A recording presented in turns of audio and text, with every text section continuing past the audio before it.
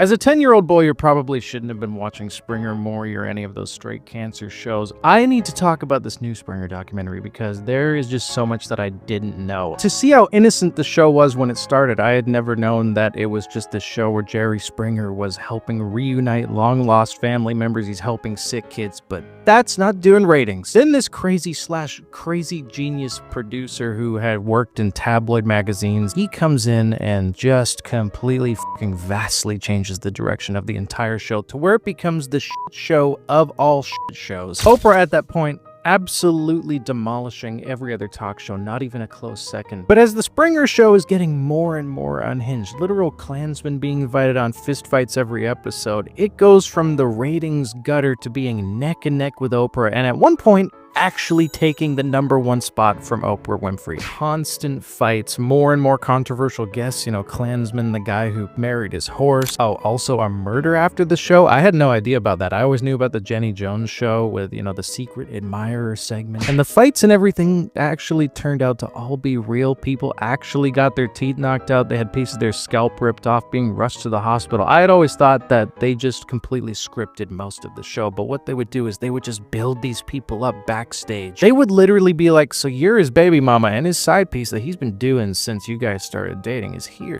What are you gonna do about it? And if they didn't do something about it, the show would not cover their return flight. For a certain time, it's unkillable. Like, you cannot kill this show. Scandal after scandal. And not only did it not hurt the show, it made it bigger. It's amazing how similar it is, and kind of makes me think of that recent Vince McMahon documentary. Also, people like Howard Stern. It just kind of harkens back to this innate need in a lot of us, apparently, especially in the late 90s, 2000s. Not only the inability to look away from the massive fucking dumpster fire, but to actively cheer the more and more fuel gets tossed on that fire. One of the other things I also found really interesting about this was Jerry Springer, the person, totally not lining up with the show at all. He obviously had to overlook so many horrible things. Like, he sold his soul to the devil, looked the other way while all these terrible things were happening. But him as a person, it was not him. He almost seems embarrassed when you see him in interviews and it's brought up, and they also bring up Oprah, who openly criticized him, but he would always be a class act and be like, she's way better than me. I could never be as good as her on my best day. I mean, he had a background in journalism. He was a mayor before the show even started. But anyway, I could go on and on. It's actually so interesting. I had no idea